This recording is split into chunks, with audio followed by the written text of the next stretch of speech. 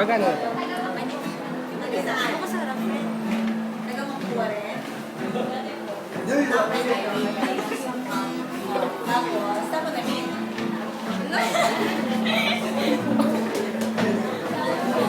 Nagdawin ka rin eh. Kaya mo lang ako magkukwento. Kwento ka! Audience, tapos,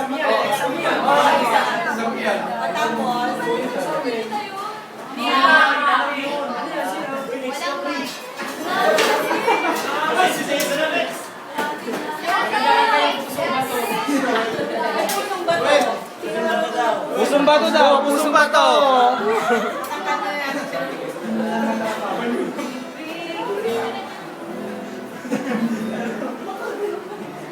tapos,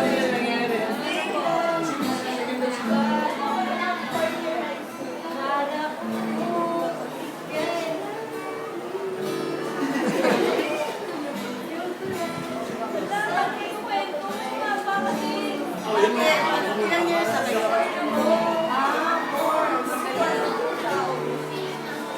Alam niyo, nakikita ko sa inyo, nag-aaral pa lang na daw may relationship ako.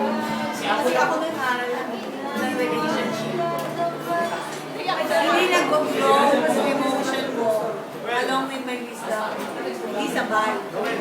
Pero kung ganyan, maganda. Kasi yung emotion mo at saka yung wisdom mo, sabay nag-grow.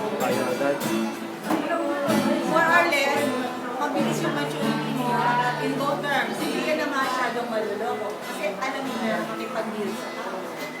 Or sa mag-handle na personal relations. I had my first boyfriend.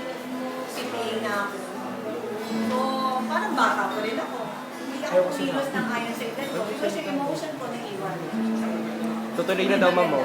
So ako ini-encourage yung mga ano, as early as you can have your relationship.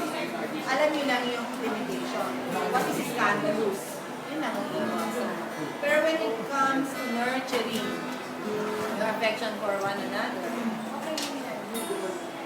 Emotion is a source of intelligence also. Hindi siya negative. Hindi masama na magmahal. Ang masama is kanalusok magmahal. Yun ang masama. When you fall in love, when you make quarrel, sa katil, pagmumurahan kayo, and then magiging sweet ulit kayo, yun yung masama.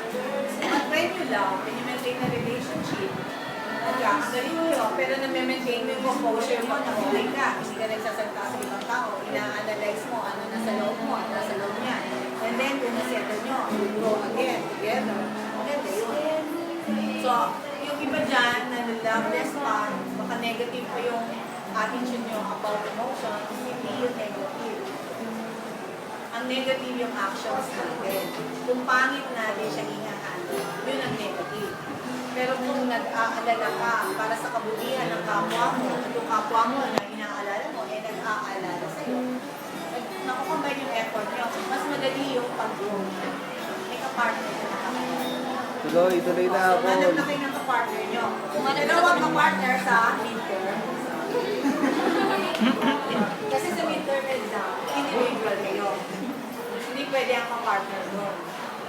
Pero how you study accounting, pwede ang kapartner. Advance and midterm. But when it comes to midterm exam, individual kayo. Going strong in relationship. Wow, going strong! Baka ikaw may crush ka sa kanya, dinadala. Yes, ma'am! Sino ang pupun sa... Sino may crush sa kanya? Ang classmate niya. Wala yung sedan. Boy, sino may crush sa kanya? Kaya nakakaya. Absent, ma'am eh. Mami ka. Wala ma'am, brown out.